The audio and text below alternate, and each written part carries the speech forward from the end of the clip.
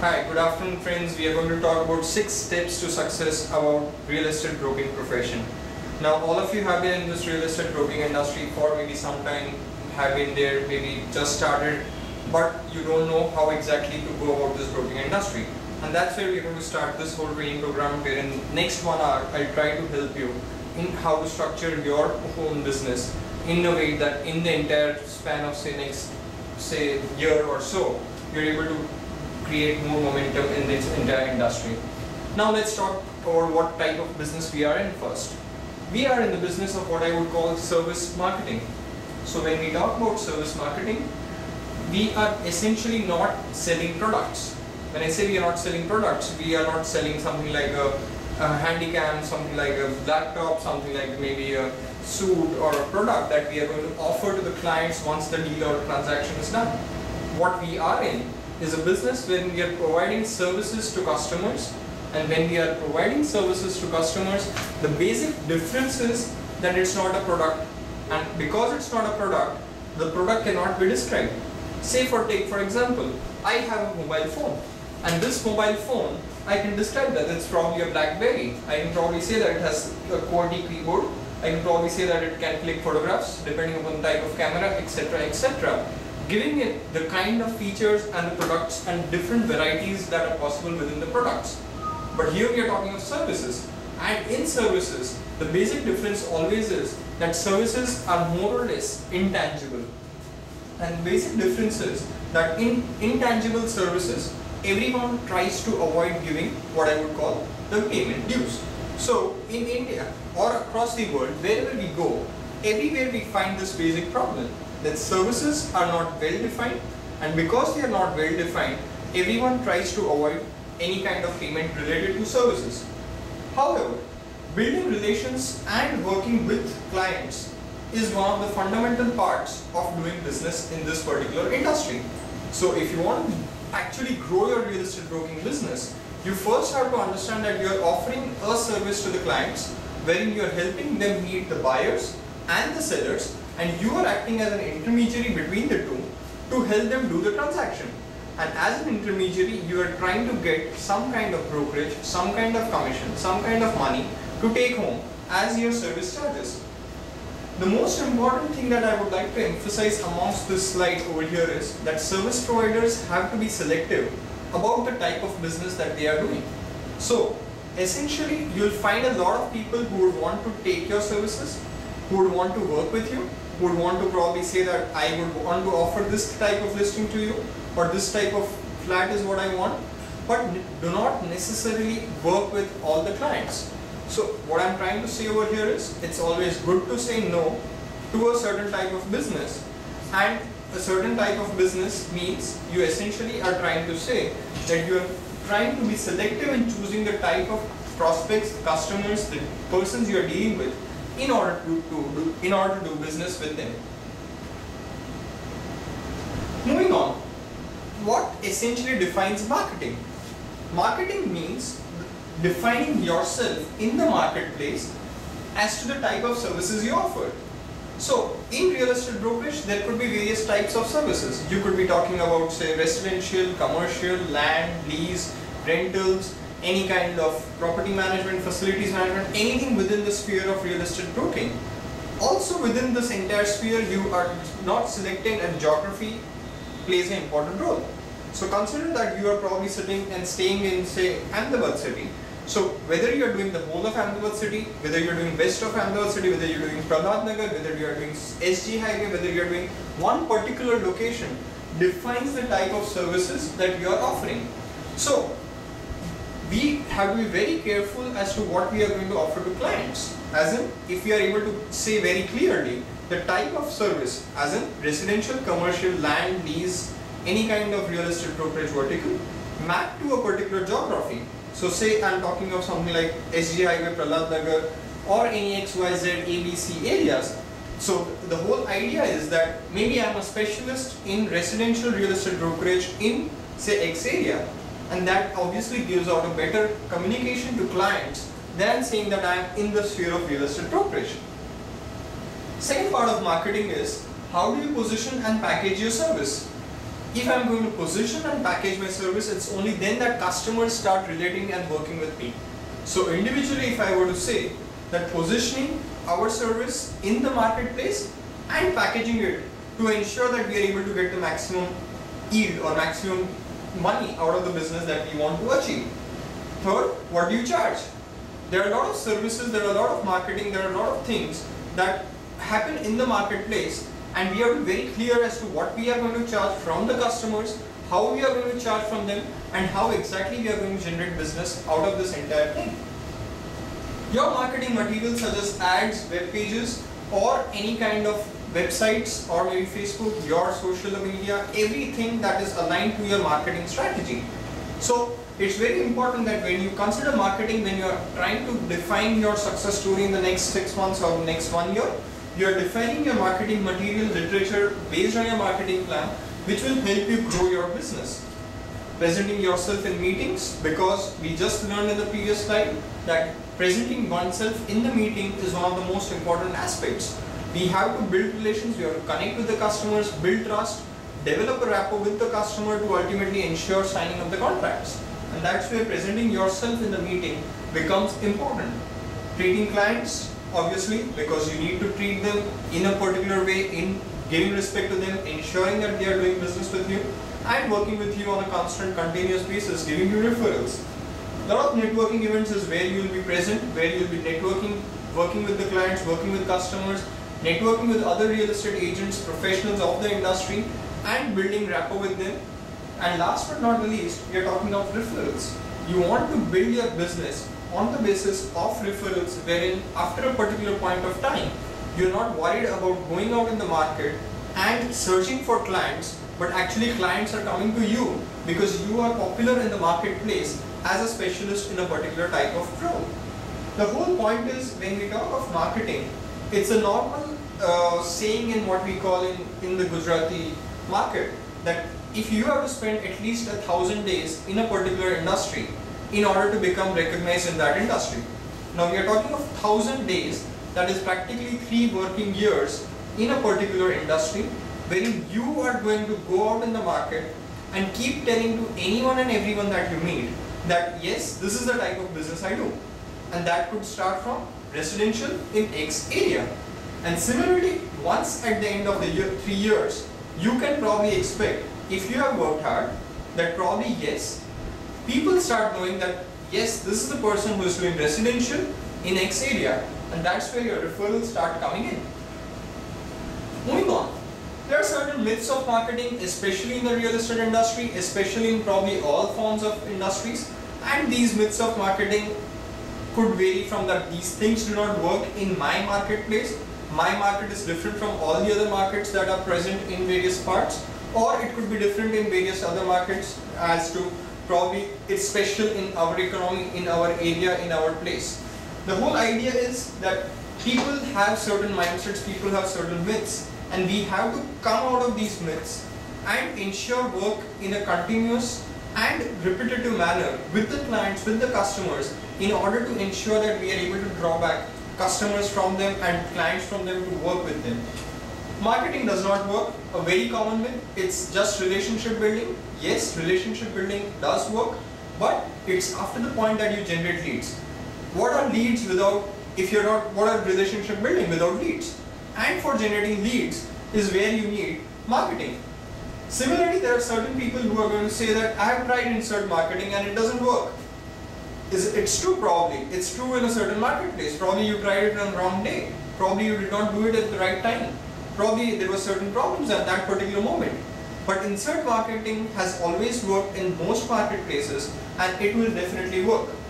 I don't have time for marketing. I don't have time for marketing is a common thing that most real estate agents always say.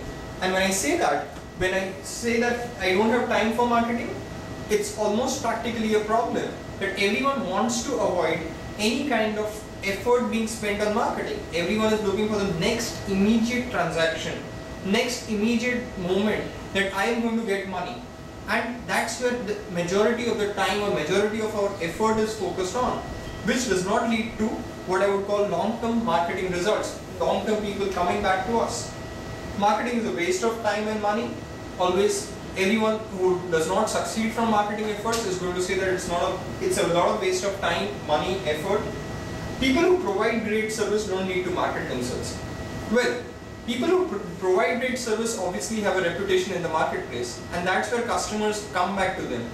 But to provide that great service, to build their name in the marketplace, they are providing that great service and they are building a reputation for them, which acts as marketing for them. So that's somewhere where they are also doing their marketing in their client circles, in their referrals, in their base of doing the industry. Marketing does not work in my industry. Real estate is one of the industries where awareness creation about the product, about the listing, about the sell side lead that you probably have is one of the most important things. And that's what we are trying to build. In the next 45 minutes, we'll try to explain how to actually work towards building a constant prospecting process as well as a marketing process in order to develop leads and referrals for yourself. So, any kind of successful marketing campaign begins with setting up the campaign goals and the metrics. So, if you are somewhere doing something in your own life in real estate brokerage at this point of time, let's probably do this homework wherein you are going to say that okay, I want to achieve this amount of thing in this amount of time. And that's going to define how you kind of position yourself. If I were to say, if you have a goalless life, it's probably not going to work. And similarly, having a goalless real estate brokerage career is not going to work at all. And it begins from as simple as starting from where do I start from? How do I begin my real estate career? It could be a basic problem that most people who are in the real estate broking industry are not able to align themselves to a particular area. And when I say they are not able to focus, what they do is one day they are doing land, one day they are doing residential, one day they are doing commercial, third day they are doing something else in another area, another city, and at the end of one full year they have worked hard the entire year with zero results. So do you want to be that person? Narrowing down your focus is what I talked about. Identifying what prospects want.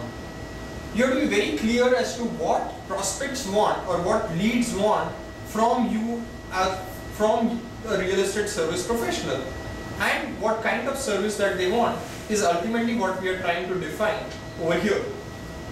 Clarifying a marketing message. It's very difficult to clarify your marketing message in this wide array of real estate brokerage industry. And most real estate realtors, they are going to say, I do real estate brokerage. But there's a lot of difference between doing real estate brokerage and being successful in real estate brokerage and doing real estate brokerage in residential segment in the X area of the city. Because your marketing message will define how people remember you. Attracting clients is obviously important because you set out the goal, you set the campaign to attract more clients to you, and that's what you are tracking, and testing it with a small market size and then building it up and tracking it into a bigger marketplace in order to ensure that you can actually grow your business. Moving on, what are the different steps that you are going to follow in order to build the overall business that you are trying to build? Create the service. So first step is create the need of the service in the minds of the customer, in the minds of the client, in minds of people who want this, aspire to have this service. And once they have this need, and then you position yourself is when they actually want you. Educate the prospects into why your service is important, educate them into understanding why it is important to have this particular service and why having a real estate broker or real estate consultant working for you for the transaction, throughout the transaction, is important in helping them getting the right deal.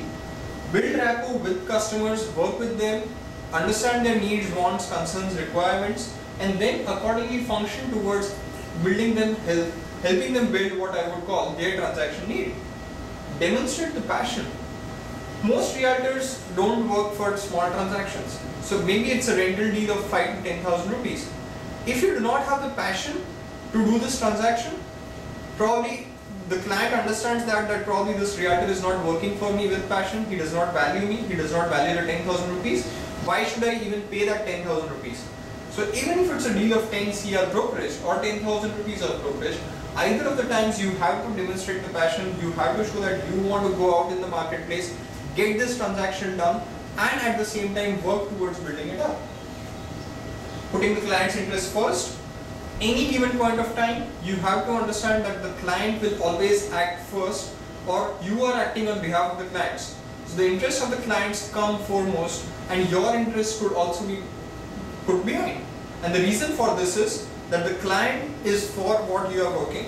So essentially, if I were to say that when I say client's interest first, you could lose the transaction in the process of actually helping the client find the right property.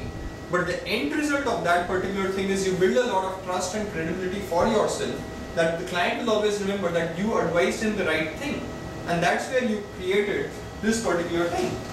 Providing excellent service is one very important aspect in the overall steps to follow towards building this real estate broking career of yours. And staying in touch with customers. If you don't stay in touch with these customers, they'll forget you. They'll look for new real estate brokers, they'll look for new people, and in the entire process, they'll forget you as to who you are. Moving on, let's talk about the basic fundamental 6 steps to success. What's your first step? And we'll talk about each of them in detail, so don't worry about that. But the first 6 steps to success that are going to define how you are going to do your real estate broking career is setting your goals. Second step, target audience. Define the target audience, defining the target message, the target people that you are going to focus on, and how you are going to work with them. Step 3 is building your marketing message to this target audience, working with them, towards them, and how you are going to communicate to them as to what services you offer to them. 4. Education-based marketing. You want to build what I would call an education-based marketing, when customers get attracted to you for the knowledge that you provide to them in this real estate broking sphere. Step 5. Once you have built enough customers, enough people in the marketplace who know you for your services, for the kind of business that you have done for them, for the kind of services that you provide to them, there will be a lot of referrals.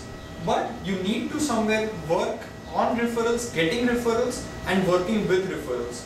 And last but not least, you need to build a plan and a budget for yourself. Set goals, which you did in step 1, track those goals, map it to your budget, and ensure that you are able to work towards them in the best possible manner. So we were talking about essentially step 1, setting your goals. Now when we are setting our goals, we are talking first about our personal goals, our life goals, what we want to do, what we want to achieve in the next some amount of time. So we are talking about maybe a few years, maybe a few months, maybe a few decades. So if you are 20 years, you want to think about what you want to achieve in your life in the next 30 years. So first thing, has anyone of you heard about SWOT analysis? Yes. So what's SWOT analysis? Strength, weaknesses, opportunities, and threats. So what are your strengths? Identify and list down your strengths first. Second, list down your weaknesses. Every person has his own weaknesses. So it's not wrong or it's not bad to have your weaknesses. Only thing is identify those weaknesses and work towards ensuring that we are able to overcome them with maybe our strengths or with persons of complementing nature. Similarly, there are certain opportunities that we are having in the current way of doing real estate brokerage in our marketplace. And there are certain threats of maybe new entrants coming in, of maybe developers selling their property themselves, or maybe other people coming and doing real estate brokerage. But the whole idea is that we need to find out that what are our strengths, and that can help us understand what we should do in real estate brokerage that will directly align ourselves with our strengths. Second point I am trying to make is, what do you love most about your business? When I say what do you love most about your business, you are in the business of real estate brokerage, helping persons, helping people find homes, helping people move into their dream homes, or helping people sell homes and actually getting more money out of whatever they are invested. Or what brings the kick in you? What makes you feel that I want to go out of my bed, go to office, maybe early, maybe stay in office the entire night, work the entire night, but I want to ensure that I feel happy about what I am doing. And are you happy doing this whole business? And that's what will define that you love that part of your business the most compared to anything else. And when I'm talking about love, it could be, I just helped a new buyer get into his dream home. And seeing the smile on that face on the day that they move into their new home and feel proud about that And at that point, when they say that it's all because of you that I got this home of mine, and that's when you feel proud, and that's when you feel that okay, I did a good service. So that's somewhere that defines whether you love helping buyers find their right place. Or which areas do you prefer or do you enjoy, and why do you prefer these areas? When I talk about areas, do you like helping buyers? Do you like helping sellers? Do you like helping maybe getting corporates company leases? Do you like helping people reduce their cost of buying a home, or helping people get a higher price for whatever they are selling? So what area of real estate brokerage do you prefer, and why do you like that?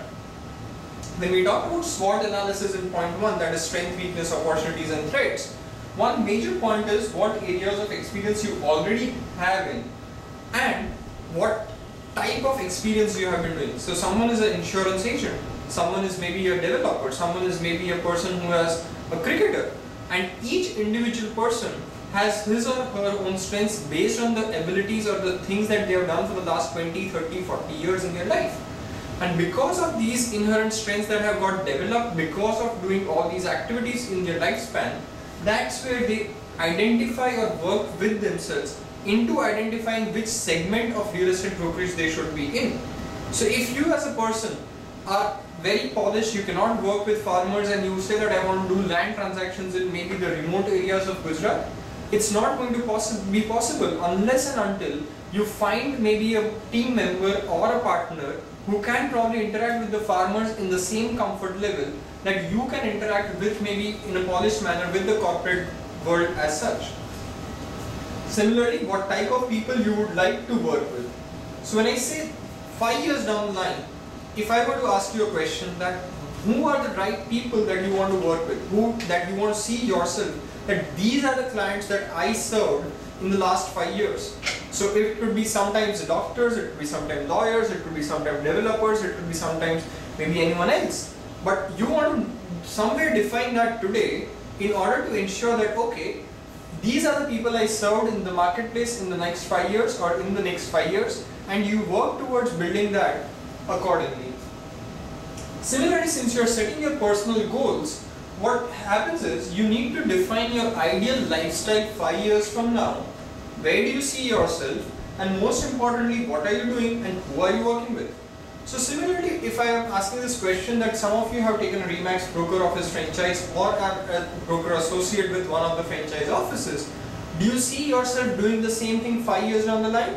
And if you are seeing yourself doing real estate brokerage 5 years down the line, similarly set your goals as to the type of clients you are working with, the type of personality that you have for yourself, the goals that you want to have in terms of maybe the car, maybe the house, maybe the kids, the education, the lifestyle that you have amongst that because of the money that you earn in the next 5 years with Remax, and accordingly building towards helping yourself make more money towards the ideal lifestyle that you define in the next 5 years for yourself. Take a pause at this moment of time and you can define for yourself and write down on a piece of paper what's the ideal lifestyle that you see for yourself in the next 5 years. You can choose your cars, you can choose your home, you can choose your vacations, you can choose what your wife wants, and all the dreams and aspirations that you logically think that you can achieve in the next 5 years. Similarly, once we talked about individual personal, that is at my self-individual level. But at the same time, if you are a broker owner and you have set up a broker owner franchise, this broker owner franchise of yours is going to be setting its goals as a firm. And as an entity, it has to have certain goals as to number of associates who are going to be present in the office, the kind of transactions, the number of transactions that you are doing as a franchise, and how do you wish to serve customers. So the basic vision that a firm has been established or a firm has been formed in this real estate brokerage industry is starting from the fact that okay, what's there in it for the customers, for the clients, and obviously for myself as a person. So first thing, what is the mission of the firm and the vision statement?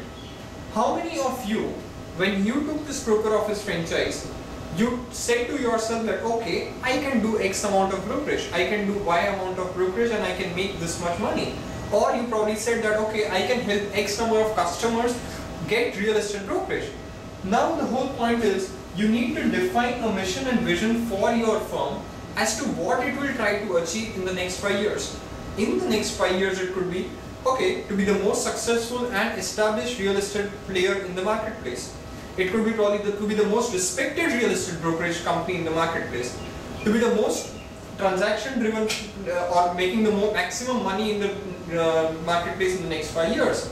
Now each of these goals could be individually unique and could be working towards individual goals of the company firm. But the whole idea is that each agent who joins this particular firm or the broker office franchise has to work towards the same goals. Similarly, you can have short-term as well as long-term goals, and you need to have them in order to define and work towards them in a path-driven manner. So say today you are doing 0 transactions in the marketplace, but from 0 transactions in 5 years you see yourself doing 100 transactions a month. That cannot happen that okay, next month I will start doing 100 transactions and I will stay at 100 transactions for the next 5 years. That does not make sense. You need to go towards it in a stepwise manner, build on it, slowly account for whatever maybe negatives that are going to come or maybe the shortfalls that will happen, and accordingly ensure that you reach at 100 transactions in the next 5 years, 100 transactions a month. Are you looking to grow or expand the firm? You prefer to work alone. Now, one very important thing is that individually you all have certain capabilities, and individually broker owner franchisees have been known to doing real estate brokerage.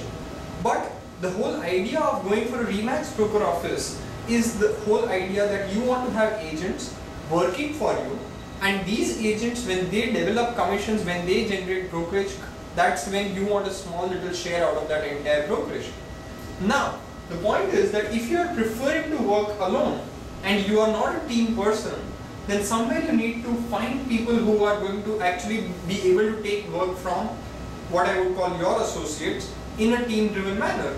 And similarly, associates need to understand that if they are individually working, if they have always worked as individuals, they also need to network and work as a team in the entire office towards the office goals.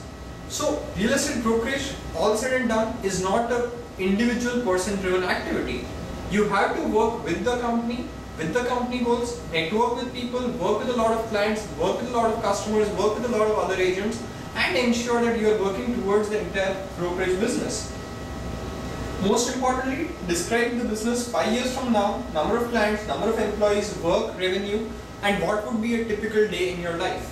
This question can be answered by associates as well as office owners as to what is a typical day of your life that you see 5 years down the line.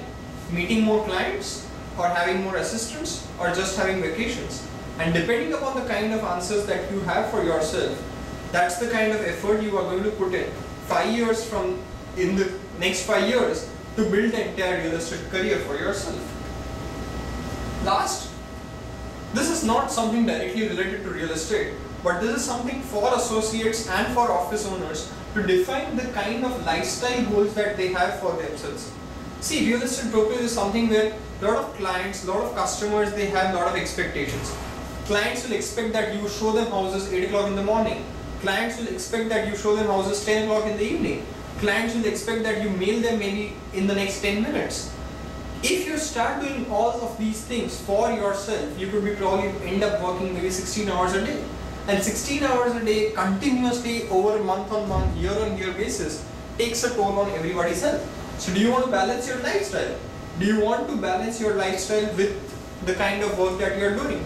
Or you want to just choose that this is the kind of work that I am doing in order to generate that kind of brokerage in order to develop more money for yourself. Days of vacation that you want to take for yourself, for your family, for the wife, for whatever children that you have, and work towards the activities that generate pleasure for you. When I say the activities that generate pleasure for you, you are trying to say that you want to work towards these activities in order to ensure that these activities give you happiness for whatever you have achieved in the last 5 years. Similarly, what do you think about most of the time? Do you think about having a better home? Think about having a better vehicle? Think about having maybe a better lifestyle? Think about having more vacations? What inspires you to do more business on a time-on-time basis in order to ensure that you feel satisfied and motivated to go to office every day in the morning and serve more customers? What would you do if you have all the money?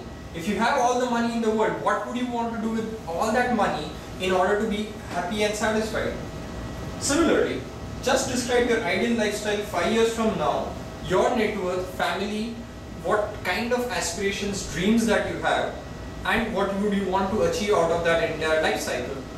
Let's take pause at this time again and ensure that you list down all the points in terms of individually as a person, what all you have the dreams, aspirations 5 years from now in your business, and more importantly, not just in your business, also in your lifestyle, also in your family, also in your dreams for your children, for your wife, as to how you see them positioned in the next 5 years. Last, but most important point within the step 1, that is goal setting, you need to set goals which are SMART goals. And when I say SMART goals, you would probably have heard a lot of people saying that SMART goals is important. But what we are talking about is specific, measurable, achievable, realistic and timely goals. So it's very easy to say that I want to be successful in real estate brokerage.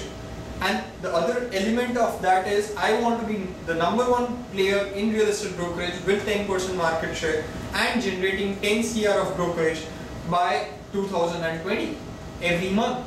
Now that's a different statement. You understand that individually I could say that I am a successful real estate broker, but I could also say that I want to be specific about the kind of goal in the market, in the real estate broking industry, measurable, 10 CR of brokerage, achievable, whether it's possible to achieve that goal.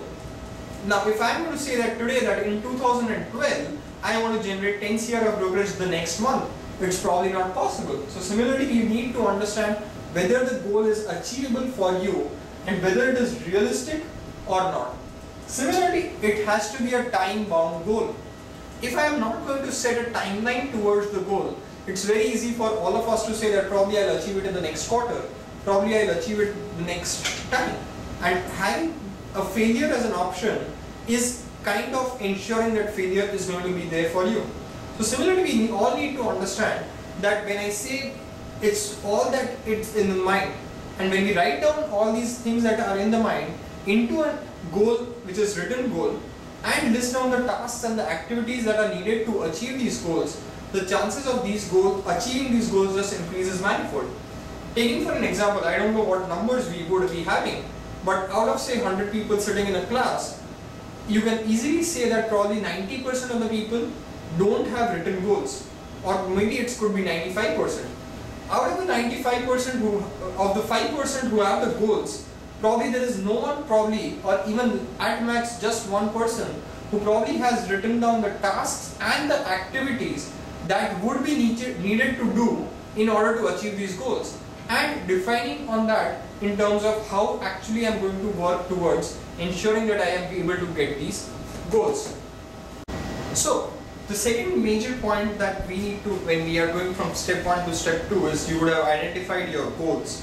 And now the second step is identifying your target audience, the audience or the market that you want to work with, and ensuring that you are going to work with this particular audience only in the marketplace. Now when I'm talking of the audience that you are going to work with, we need to identify the customers that you want to actually work with and give that kind of service to them. And when we are talking of customers, we need to find out whether you want to work with buyers, whether you want to work with sellers, whether you want to work with corporates, you want to work with maybe the specific industry of maybe relocation, or people who are moving from India to abroad, or from coming back from abroad to India, or NRIs wanting to invest in India. It's different markets, and each of these markets can have a different way of approaching them and working with them. So the first point is, once we identify, and how we are going to identify is by understanding the specific need or want for your product or service. When I'm talking of specific need or want for your product or service, we are trying to identify that what kind of product or service that you are offering is being required by the customers of this particular target audience. And they obviously have the ability to buy your product or service and are willing to buy your product or service. So we are talking of the service. The service, the service that you are providing real estate brokerage service, and in real estate brokerage service you are probably providing, maybe helping them in their home search efforts. And when we are talking of home search efforts, we are trying to identify and help them in the specific aspect of helping homes, and we are getting real estate brokerage out of that particular aspect. Now, we need to find out an affordable way of finding and reaching out to prospects. When I'm talking of affordable way to find and reach out to prospects, what's maybe this population of say Pune city? The population of entire Pune city is maybe like 70 lakh in numbers, and out of these 70 lakh, if I want to spend maybe 1 lakh, if I want to reach all the 70 lakh people, what's the kind of budget that probably I need? Maybe 70 CR. And if I want to look at 70 CR of budget, is it practically possible? Probably not. The whole point is that if I have a budget of 70 CR and maybe 100 rupees a person is only the total money that I could spend on those 70 lakh population. But consider a situation when say I have a population of just about 7 lakh people or just about 700 people, and 700 people is my target audience, and I spend maybe 100 rupees on each of them. So what's the spend? 700 into 100 rupees, I'm talking of 70,000 rupees. I could reach my target audience in 70,000 rupees, and that's practically possible over a period of 1 year. But if I were to spend that 100 rupees for the entire audience, it's practically becomes impossible. And that's where I'm talking about ensuring that you have a narrow targeted audience. And this narrow targeted audience is going to be critical for you to understand that you cannot ensure that you want to target anyone and everyone in the marketplace. You need to define for yourself what you are doing currently, what is the kind of service or product that you want to offer to your customers, and based on that you have to find out a narrow target audience or a narrow target market for which you are focusing solely. And when I'm saying focusing solely, it could be maybe in terms of your maybe what I would call service, which could be residential, commercial, land lease, or any kind of real estate brokerage service vertical, or a specific area vertical, which could be say maybe X area or A area or Y area. But focusing on any one of this, vertical as well as geography, is what I would always recommend. What happens further is once you start focusing on maybe just vertical, that means that okay, if I am focusing on residential in X area, I start understanding their needs, wants, concerns, requirements, and motivations and behaviors towards that target audience. And because of that, automatically what happens is you are able to focus on building their whole business and helping towards their own requirements. The most important thing is being able to present yourself as a specialist. Today when you are doing real estate brokerage and you probably present yourself as a generalist, you put yourself in exactly the lines of maybe all the other 10,000, 15,000 realtors that are existing in the city. But when you present yourself as a specialist who does only residential transactions in the X area of the city, the whole idea is that you are able to present yourself as a specialist who does this particular thing in that particular area of the marketplace and is accordingly able to scale up and do more business. Moving on, which kind of target market should you choose is a critical problem, because you are maybe starting your real estate broking career and you don't know where I should begin from. And to define where you should begin your real estate broking practice, it has to be a target market which is easy to reach, for you and your associates in your office, small enough to be manageable. It should be small enough, it should not be impractical that I am going to serve and maybe a population size of 20 lakh people. It should fit with your personality and strengths, be profitable and underserved. The whole point that we are trying to make from step 1 is when you define your strengths and your weaknesses and your opportunities and map it to what I would call step 2, wherein you are trying to defining your target audience. Your personality, your strengths is going to define what kind of target market or target audience you can work with.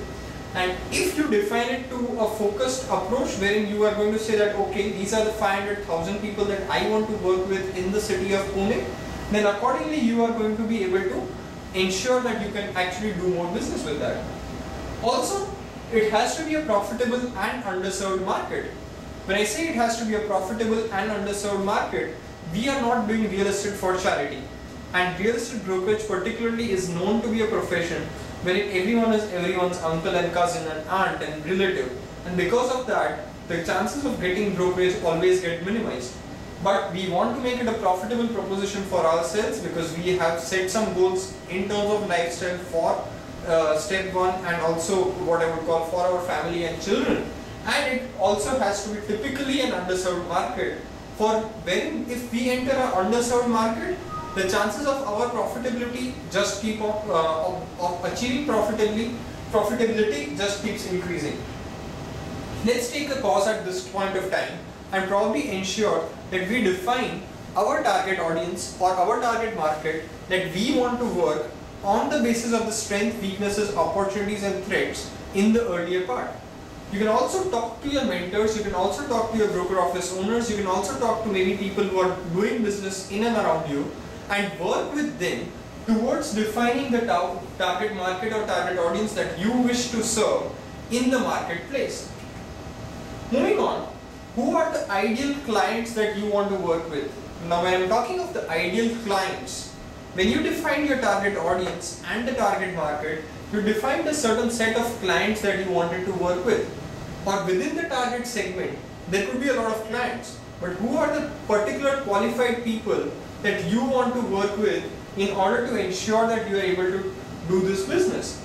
And for doing that, the basic tenet of a client that you want to work with is what I would call action-oriented client. And when I say an action-oriented client, he is a person who is a decision maker. He is a person who is moving towards decision as soon as possible.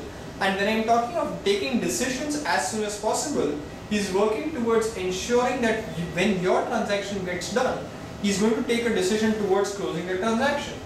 He is working with a collaborative mindset. A person who is collaborative means a person who is working with you rather than making you just work.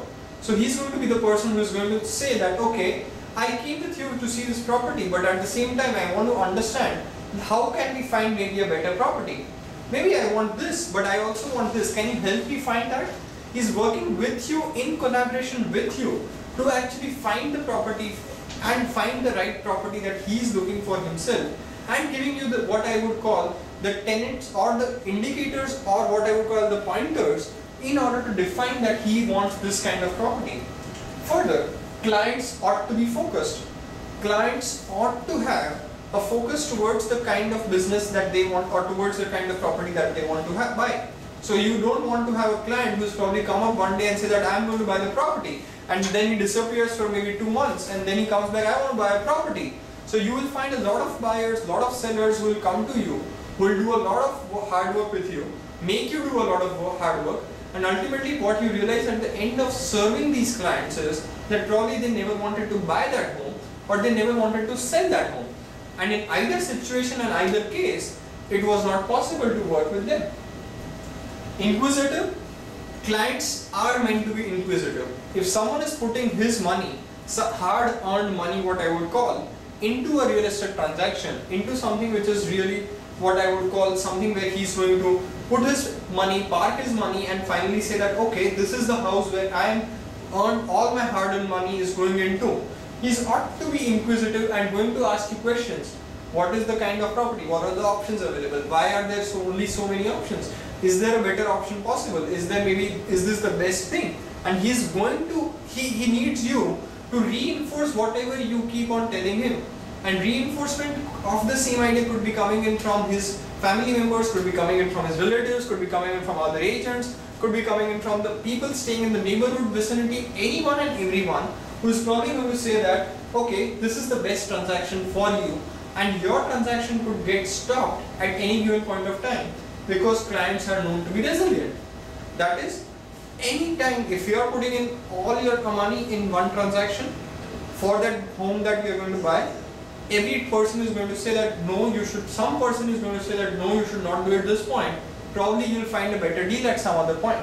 Or maybe someone could be coming in and saying that, okay, no, if he's selling a home, he's probably going to come in and say that, okay, don't sell it at this price, you'll get a higher price. And that's the reason that most clients are going to be resilient about being able to, what I would call, take immediate actions. And that's where again they need reinforcement. Moving on, we are moving now from step 2 to step 3. So step 1, we set our goals, we define that what do we want to do. And step 2 is something where we are going to define what our target audience and the target market is. And now moving on, we are defining the marketing message that we want to communicate to them as to what are we doing. And when we are talking about the differentiating factor that is part of our real estate broking industry, we have to be very clear that specific to the target audience, in line with our strengths, we define our marketing message. So it could be a marketing message wherein we are saying that, okay, I have 20 years of corporate experience and that's why I'm best suited to work with corporates. Someone else would say, I'm born and brought up in this neighborhood, in this locality, in this vicinity, and that's why I know the marketplace and I can help you and guide you into doing business in this particular area, buying a home in this particular area. Someone else could have maybe a strength in maybe saying that I have worked with a lot of students earlier, and because I have worked with students earlier, I am best suited to provide you the accommodation in this locality or vicinity. Each person has his or her own strengths, and on the basis of those strengths to define the target market, your marketing message has to be in line with those strengths and target message, the target audience.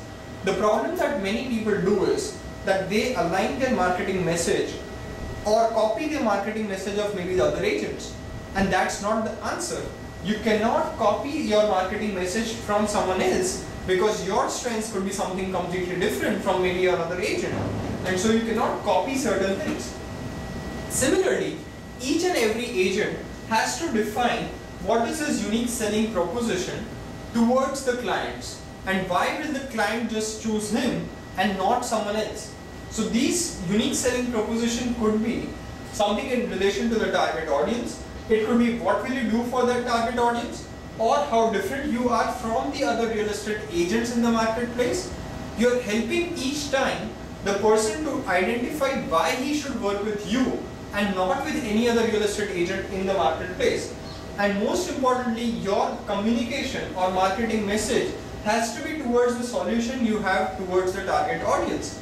And when I'm talking of the solution, we are talking of something very clearly wherein we are going to define how you are solving the problems that this target audience is facing in the marketplace. Moving on, at this point of time, you have to understand that any kind of exercise or any kind of problem is going to have a solution, and what are the benefits of the solution that you are providing to the target audience. So let's look at a problem situation. What is the problem situation? We have a problem situation that maybe migrants coming from Delhi into Pune are not having the right accommodation details on day one. Or when I'm saying migrants coming in from any part of India into Pune city do not have information, and that's where they are facing a problem. So what is the solution? The solution is that you as a real estate consultant can provide maybe 100 options of rental accommodation in particular areas of Pune city, which could be the solution to the problem. And when I'm saying you have 100 options, what are the benefits of solution? The benefits of the solution are that because you are able to provide 100 options, clients and customers, that is migrants who are moving into the city, are now able to benefit or are able to move into their new home immediately and on a fast basis without having to be worried about the whole problem. Now when I'm talking about all this, this is the way you have to approach your entire business. Every time that you are faced with a problem, there is some solution which exists in the marketplace, and you have to find out the benefits of that solution towards the problem and ensure that you communicate the same to your target audience and to your target what I would call market, in order to help them define why working with you has more benefits than working on the problems with maybe any other real estate agent. Similarly, let's talk about the 15-second elevator speech. Each person is faced with the problem that he's asked every single day in his life, what do you do? Every person that you meet in the elevator, every person that you meet maybe in the function of a relative, or maybe in the hospital, or maybe in the neighborhood locality, or when you go out to jog in the morning, every time you're asked, okay, so hi, what do you do? And what do you do? The problem is most people don't have a defined 15-second speech. They call it an elevator speech because practically that elevator, when it goes from the first floor to the 11th floor or maybe the 10th floor, it's 15 seconds of time.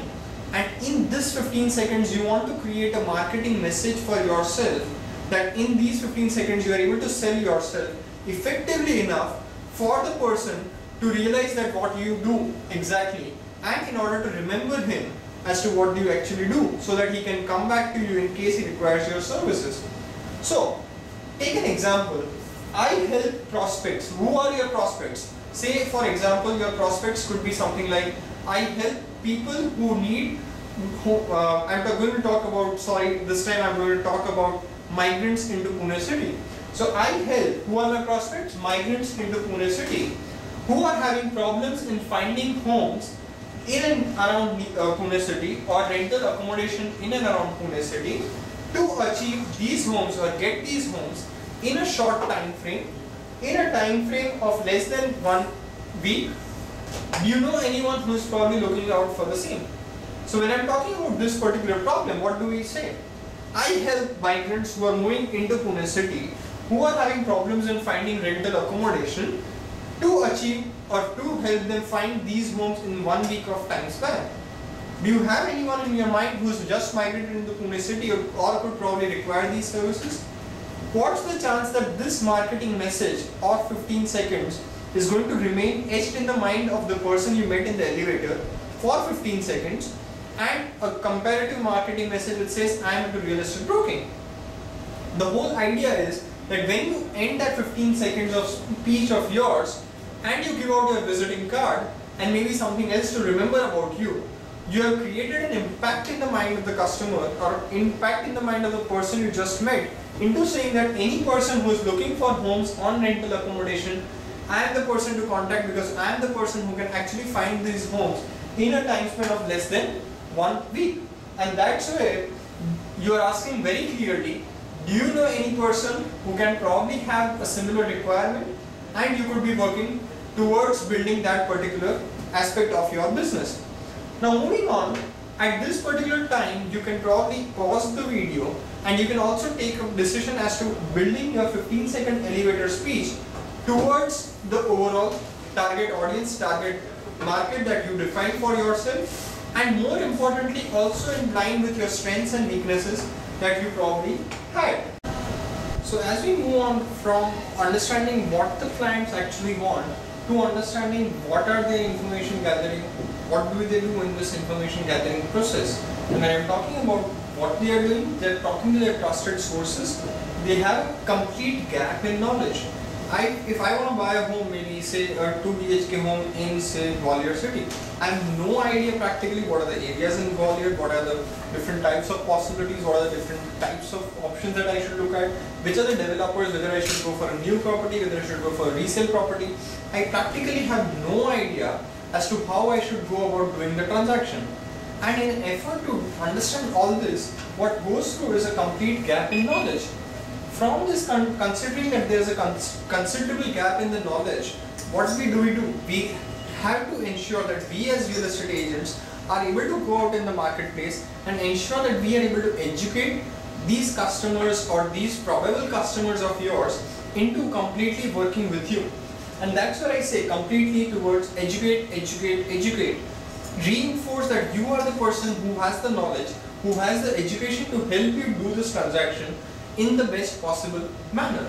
And to take forward this transaction, the whole idea is about prospecting and finding more customers who are going to work with you. Various forms of prospecting that are done in the marketplace, and we'll be elaborating in different sessions. But we are going to talk about say cold calls or emailers or door knocking, guidance, seminars wherein probably you're going to say that things to take care while buying a home, things to take care while selling a home, how to maybe sell your home for maybe 10% higher than the market price, or how to buy a home which is cheaper than the market price. Things that attract people into buying or working with you is what you need to educate in these guidance or seminar sessions, and which ensures that you are able to work with them on a continuous basis.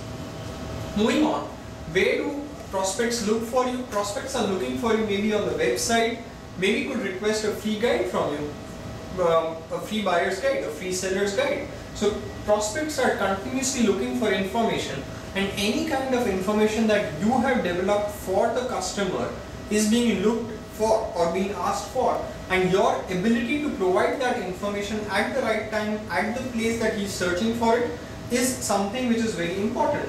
He could join your email list. So any kind of emails that you send out from your office or individually from your ID, he could be part of that. He could be listening to your advertisements or looking at advertisements in the newspapers that you are giving. So he's continuously building a brand. So when we are talking of Remax as a brand, the brand gets built because maybe there are 10 offices who are giving paper advertisements every single day in the newspaper, and because of these advertisements coming on a continuous basis in the papers, you are able to ensure what I would call building yourself a brand. Further, he could be reading your blogs, or could have read an article that you would have written maybe in the newspaper, maybe in certain news channels or newspapers, etc. Or could have attended a seminar that you are holding for ensuring more and more information that you are passing out depending upon the kind of knowledge that you have in the real estate broking sphere. Understand every activity that you do towards your website, towards your fee guides, towards your email list or your blogs or your written material, anything that goes out of your office is with a marketing message to the target audience that you defined in step 2, and essentially it is towards the goals that you defined in step 1. Moving on, what is the specific need of the prospects? Prospects need information that is specific and valuable and in relevance to their wants, needs and concerns and requirements. So it's not that if he's a buyer, you are going to give him a seller's guide. The prospects need information which is relevant and is in requirement or is in line with his requirements or is in line with his needs, wants and concerns, which would ultimately help him take that decision making process or reduce the effort in the decision making process so as to ensure that he is able to take things faster. Further, let's understand very clearly what is going on in the mind of the prospect when he is interacting with you or when he is interacting with any other real estate agent in the marketplace. So if he is interacting with maybe say 10 real estate agents, what is he actually looking at? He is probably looking at whether I should work with this person. Is he credible enough? Should I put all my trust on this person? Is he reliable? Is he going to be worthy of my time and effort? Is he going to be really good enough? Can I afford his fees? Obviously. Now if I am going to provide a service at maybe say 10% brokerage, so obviously the customer probably says that okay, there is no one in the market who charges 10%, I cannot afford your fees, you get your customers, be happy with them, but I can pay only 2% brokerage. And similarly, are there any better persons or better agents than him? And will I be able to find more agents in the market who are going to work with me in an effort to do the business in a particular way? Moving on, we need to understand that if we are doing sales, when is the time that we are going to be doing sales?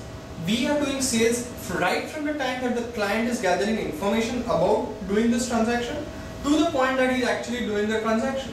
So be it the time that who is contacting you at what point of time, just for getting aware about the real estate services that are available in the marketplace or the options that are available, or the buyer, what individually I can do to buy properties or do I need to do to buy properties. Every stage of decision making process, they are somewhere in the need of a real estate agent, and your sales and your promotion, your marketing activities will affect them at each and every point into helping them realize that okay, this is the person I want to work with, this is the person I want to really relate to, in order to ensure that you get the business, you get the money for doing this entire efforts of sales and promotion. Moving on, we need to at each point of time, we need to clearly define what kind of lead or inquiry is this. So let's assume that there are 1000 inquiries. Out of the 1000 inquiries, maybe only about 500 are leads which actually fall in the target audience and target market that you are operating in, and you can actually serve those 500 leads. Out of those 500 leads, maybe only 200 of them are actually leads wherein you can say that these leads are qualified leads. These leads are leads where you want to work with those leads, work with them towards ensuring that you actually are interested in taking business with them and working with them to actually do business. And from these qualified leads, you understand that probably you will have a few transactions, maybe 20 transactions, and these 20 transactions are people who become your contacts, who stay with you for lifelong and who refer back clients again and again to you, or who are going to be saying that okay, these are the people I want to work with on a continuous basis. So maybe for every 1000 inquiries you have 20 transactions, and that becomes your scientific ratio, that every 1000 transactions or every 1000 leads or inquiries, you want to generate these inquiries over a period of 1 year to do those 20 transactions, and that's what you are working for in this marketplace. So how do you identify a qualified lead? So let's understand that we are in the process of helping, say assume that we are in the process of helping a buyer buy a property. So if we are helping a buyer, we need to understand whether he is just an inquiry, gathering only information, or is he at actually an advanced stage in the buying process to actually buy a home. And that's where when we ask certain questions, when we actually probe the person, we have to listen to him obviously, but when we ask questions, he has to answer these questions, and because of answering these questions, we come to know what lies behind the mind or behind the hidden mind that is stopping him from giving out that information. So we asked him some simple questions. How long have you been looking to buy? At the time say, are you looking to buy this particular home? And based on that, you understand that, okay, what are you actually looking at buying? Where do you currently live and how long have you stayed in the marketplace? So if I'm going to ask that, okay, where are you currently staying and for how long? We know his emotional connect with that particular place, and we understand that, okay, because that he is particularly looking at staying in that particular locality because he's attached to it, he's not going to move out of this particular locality. Maybe we can recommend a better option, but the better option it could be in a different locality. He does not want to move out of that area at all. Are you renting or are you wanting to own? Do you need to sell to purchase a new one? Now that's a very important thing. If I want to sell a old one to purchase a new one, it's an important stumbling block. Because when I'm talking of selling an old, that means my finances are currently not in place to buy a new property. So at this point of time, my continuous efforts or all the efforts should be aligned towards ensuring that I sell my old home first and then look at buying or looking at options to buy one. If all my efforts are towards buying the new one, probably I'll not be able to sell at that right price, and maybe I don't have the finances to fund the new home that I want to buy. So it's very important that we know that which stage of decision making the buyer is in, to ensure that we understand that whether we want to serve him or not.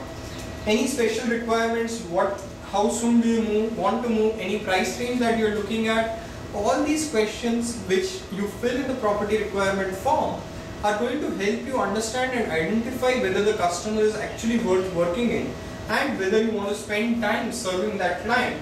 Because it's always advisable, and it's said that it's always good to say no to certain business. Okay, so let's understand again that you have been doing prospecting, you have been doing marketing, you have been looking at attracting clients towards yourself through your marketing efforts.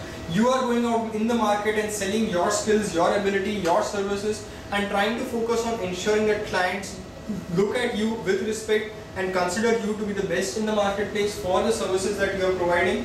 But the whole idea is that your sales process, that you are the best person in the marketplace to provide the particular services to the target audience, to the target market, are when every single point of the decision making process. So it could be at the time when you are uncovering the buyer's priorities, you are finding out what are his problems, what are his needs, you are listening to what the prospect is saying. It is always said that sales is more about listening than talking. And when I say it's more about listening than talking, you are very clearly listening more to the customer.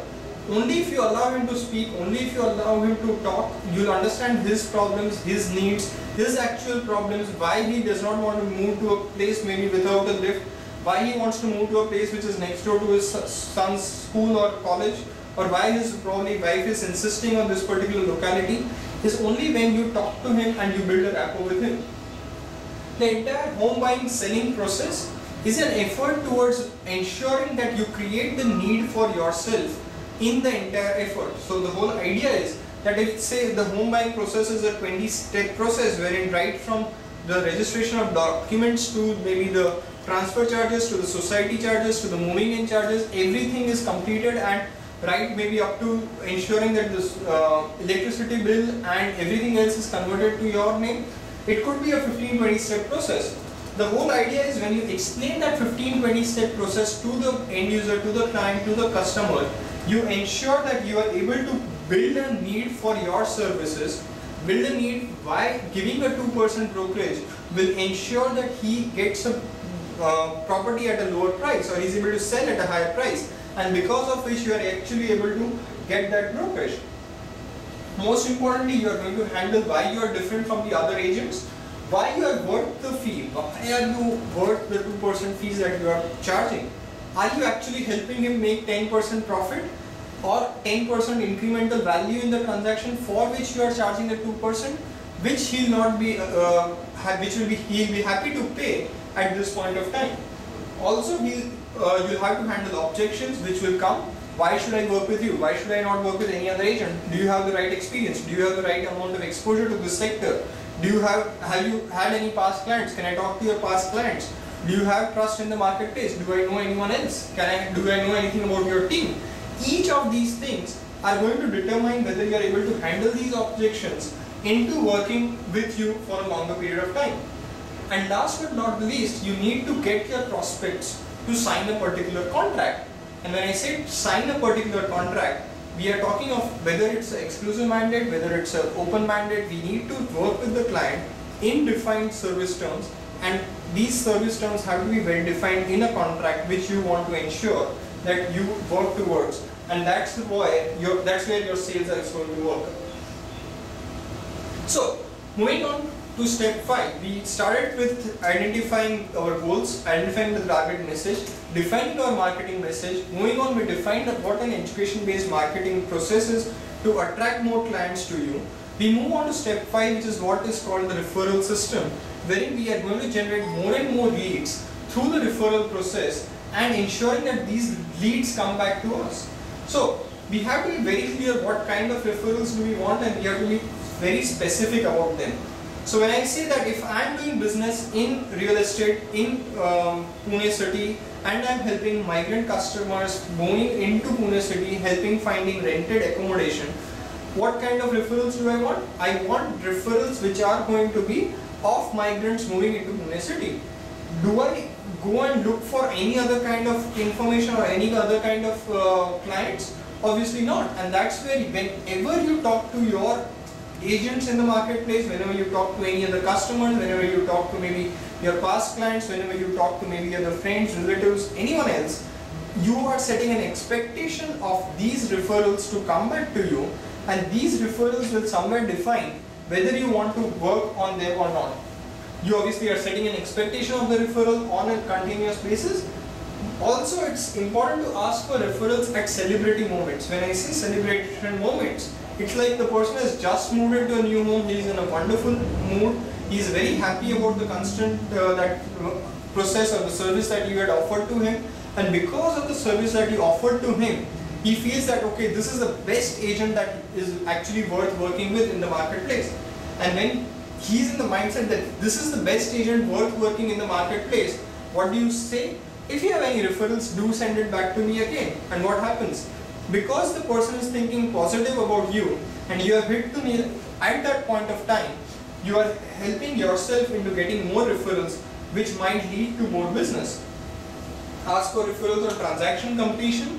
Also, you can give referral bonuses to certain clients. You can probably tell certain clients that okay, I am going to give a certain fee or a certain amount of money for referring me this particular client, and based on which you can create a network of referral agents in your office or in your business as an individual associate.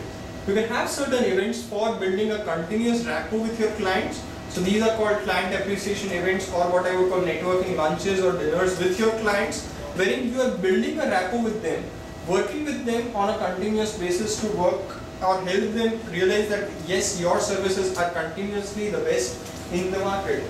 Articles or thank you gifts, and partner with other professionals. As everyone says, partner with the lawyers, partner with the chartered accountants, partner with maybe other real estate professionals.